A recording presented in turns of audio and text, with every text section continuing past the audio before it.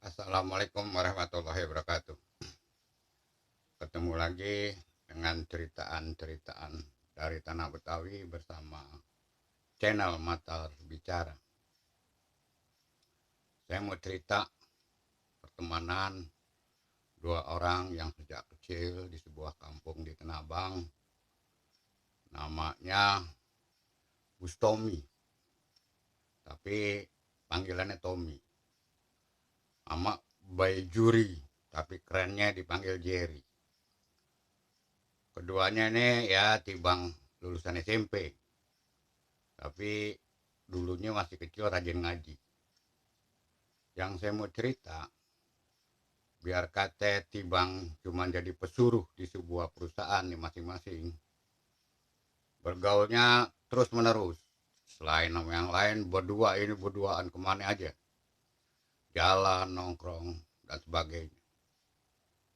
Satu hal yang menarik, nih dua sahabat ini biar kata rajin sembayang, kebiasaannya yang bikin kita bingung. Hampir, boleh dibilang hampir tiap malam minggu karena libur, besoknya Tommy sama Jerry ini selalu minum serop kata orang Tanah Abang. Buat happy-happy aja, nggak sampai mabok, seranang, selonong, seradak seruduk, ribut, enggak. Asal happy, ketawa, saban minum di daerah Tanah Abang tuh berdua, ketawa melulu.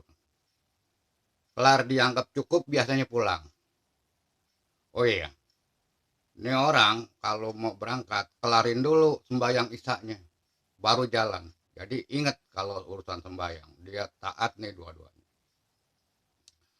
Suatu ketika Tommy bilang sama Jerry, Jer, ini hari gue ulang tahun, bolehlah ajak temen 2-3 orang dan kita minum banyak, kan gue yang traktir. Alhasil malam minggu itu ajak temen lah 4 orang, minum, makan segala macam, kecerita, aneka ragam, ngakak-ngakak karena ada pengaruh alkohol biar gimana. Rupanya yang tadinya sekedar biasa-biasa aja minumnya rada lebih mabok kayak orang sekarang. Kira-kira bahkan sampai pagi, kira-kira mau subuh bubar semua. Pulanglah Jerry sama Tommy ini ke rumahnya. Pengen tidur di rumah Tommy yang dekat musola.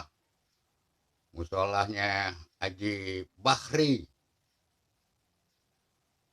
Kira-kira berapa langkah kedengeran ajan, tapi karena capek duduk dulu. Karena masih pengen rapi, kadang-kadang dimuntahin dulu tuh. Muntahin, kemudian dia kumur-kumur. Tapi karena ngantuk, Jerry tiduran dulu ya, kata si Jerry. Ya deh, Tommy melihat musola pas mau ditutup sama Haji Bahri. Assalamualaikum cing. Lo dari mana? Mau ngapain? Mau sholat subuh cing. Jadi kelar mukanya basah, badannya basah, dia mau sholat subuh. Sama Haji Bahri kecium bau minuman. Lo gile ya? Quran sama hadis ngelarang orang mabok sembayang. Ya tapi saya kan hilang waktunya kalau saya nggak sembahyang sekarang. Begini aja, lo boleh masuk. Nih gue bakal kunci nih, tapi lo boleh masuk. Gue mau nanya, kalau lo waras sadar, ini mau sembahyang subuh nih. Sembahyang subuh berapa rakaat? Sembahyang subuh berapa rakaat? Ya pasti 3 lah, cing. Oke gile, kata Jabari. Emang dasar mabok. Lo udah jalan-jalan.